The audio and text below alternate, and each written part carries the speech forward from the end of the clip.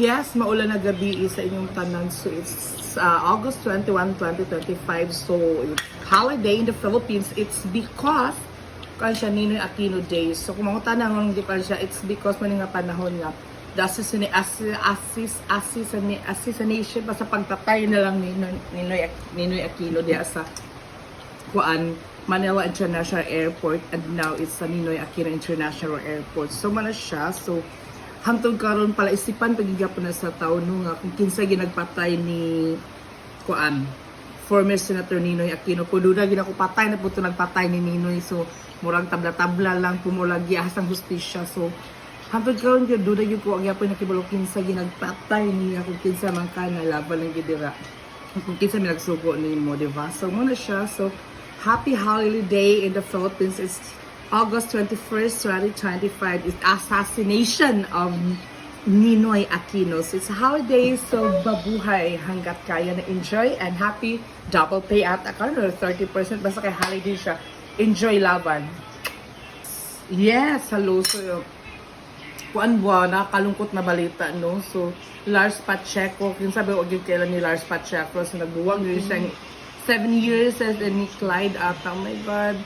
Para pagkahibalo gyud ko balita na sad jud ko, and I know kay balo mo sa rason or gigawas mo siya sa social media nga sa mga reasons. So ang mga tao ra kusog ben mo bash mo na mauna. So at least no si Clyde nag-post na ata siya nga na magnana na nakibaluton si rason sa cheat man daw daw lang yun. So sayangan ko sa ilo kay dinali kasi ang gupahan ko nila si Lars yung isa sa mga kanang di mahal, kanang gwapa gid siya na buitang, and then kanang sa ganahan di ko nila sa Pacheco sa Q&A gid siya ko nailhan, and the same time si Clyde sa 7 years no makainggit tag dili gid assurance ang kadugayan sa inyong relasyon, no? Kay nga magbulag man gyapon wag gid forever lagi mo naggiingon ako sa inyo nga nagkuan siya nag-trending nagkuan siya karon Lars Pacheco break up na mga eme na mga roots kalan kind of face. So mura gid ako makaingon, I hope nga maka-move on sila, happy na din sila, pero mura may mga kuan mga feeling nga kanang mga bitterness ako nakita gid, no? Yung give me close. So mura gid na siya trending gid siya. So may ka-comment ni i-comment below gid siya sa rason kay nigawa sa sa feed sa akong Facebook. So mura na siya. So comment below, alam mo kasuko laban na gyud ta kay magita man kanya-kanyang problema. Mura ta kong comment, mabuhay.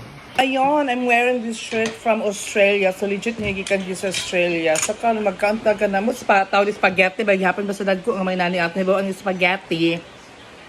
Kakatag yung mga taas ni nipis. So lami mo din na social pud mga nani kay panagsab kay pakaon sa unang panahon, pero at this moment kanya panahon di na gini medyo something common na gini sa Pilipinas.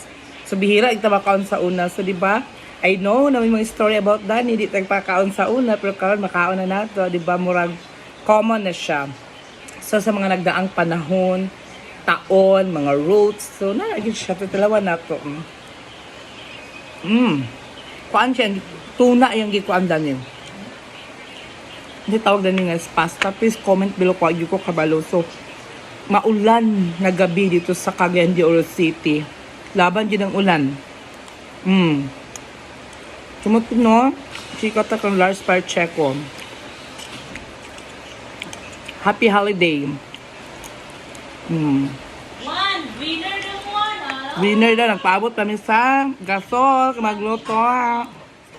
Pag winner, takalong pa ni hapon. Bye.